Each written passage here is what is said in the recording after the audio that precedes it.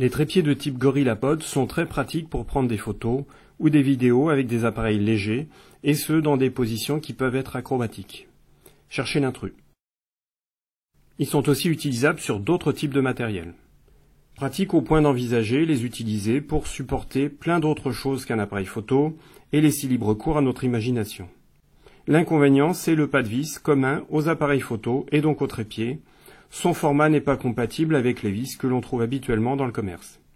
Il s'agit d'un pas souvent appelé Kodak, d'un diamètre d'1/4 de pouce et de 20 pas par pouce.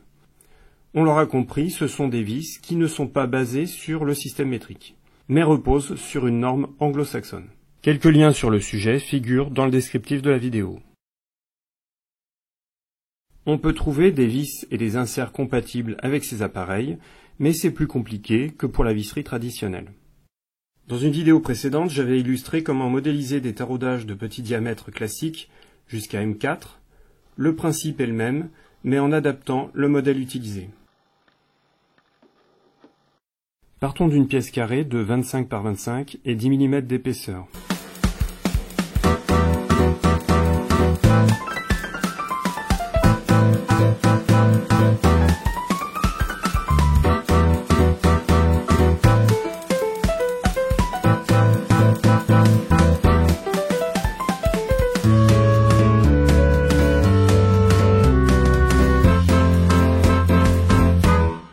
Dans l'atelier Thread Profile, on choisit un pas standard.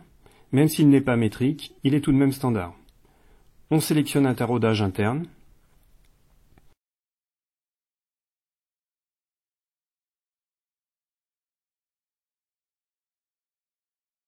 On va trouver le modèle 1/4 de pouce et 20 pas par pouce. Cependant, une fois imprimé, celui-ci ne donne pas satisfaction.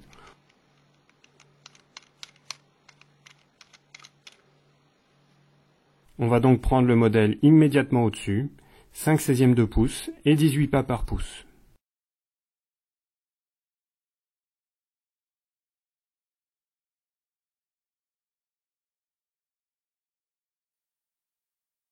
On peut maintenant créer l'hélice.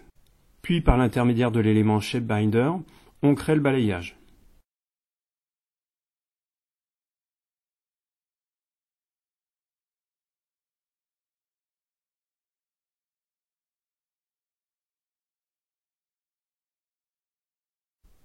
Si on ne souhaite pas que le trou soit traversant, on joue sur le nombre de pas à tarauder.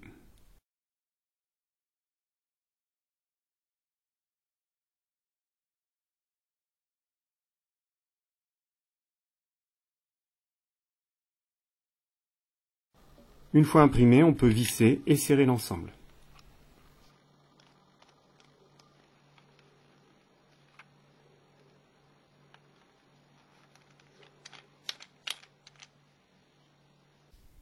Ces différentes pièces ont été créées sur ce même principe.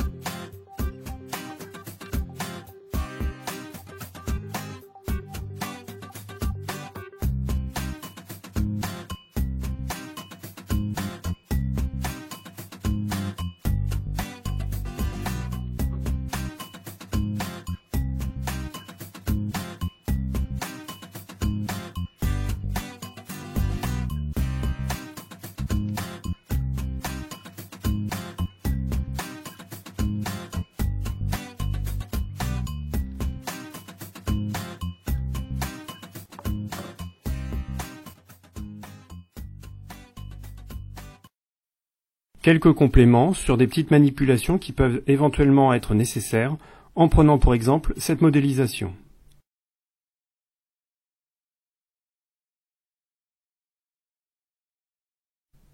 Une fois le pas standard sélectionné, on voit que sa disposition n'est pas dans le plan dans lequel on souhaite percer. Il faut donc sélectionner l'axe concerné, l'axe X dans cet exemple,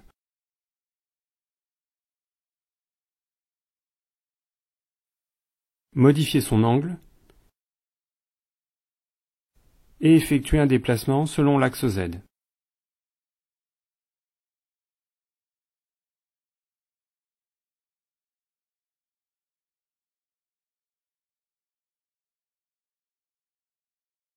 On choisit alors le taraudage interne,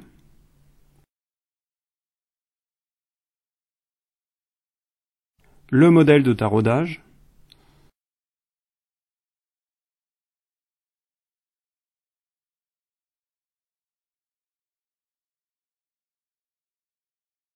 et on crée l'hélice qui, en l'occurrence, apparaît vers l'extérieur au lieu de l'intérieur de la pièce.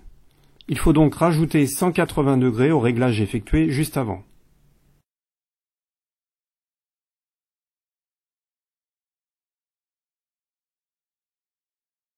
On peut également constater que le shape binder n'a pas été créé. Nous allons tout de même effectuer le balayage. Le taraudage n'apparaît pas.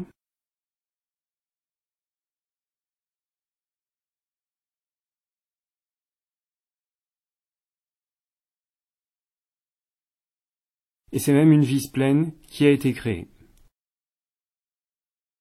Pour remédier à ce problème, nous allons sélectionner dans l'ordre le corps de la pièce, puis le balayage réalisé en maintenant la touche CTRL enfoncée, et aller dans le menu Part pour effectuer une soustraction entre ces deux volumes.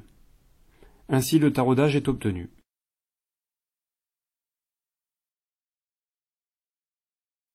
On peut modifier l'affichage pour voir son rendu dans la pièce.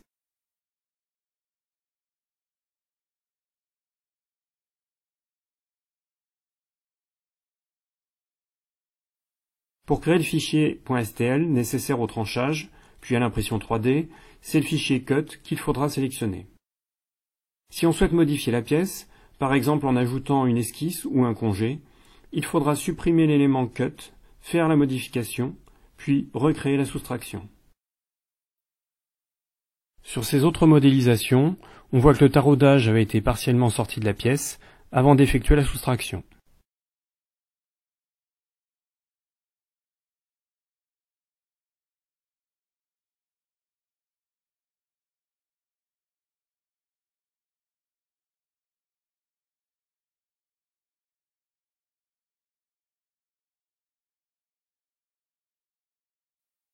Pour info, j'ai imprimé les pièces en PLA avec des couches d'épaisseur 0,2 mm sur une AlphaWise U30 et sur une U30 Pro. Après avoir testé différentes orientations des pièces, et avec les machines dont je dispose, l'impression horizontale des taraudages est à proscrire, une légère ovalisation des trous suffit à les rendre inutilisables.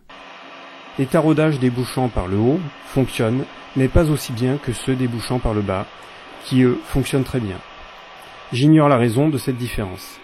Donc si le taraudage se trouve en bas, et si on peut éviter d'utiliser des supports, c'est l'idéal. Mais si on ne peut pas faire autrement, compte tenu de la forme de la pièce, et ou des fonctionnalités offertes par le trancheur, ce n'est pas insurmontable, car les trous sont de faible profondeur, et on peut extraire les supports sans tout abîmer. Bien sûr, si l'on souhaite monter et démonter l'ensemble très fréquemment, on pourra opter pour une solution avec insert en laiton, dont l'approvisionnement nécessite quelques recherches, mais dont la durée de vie est plus longue.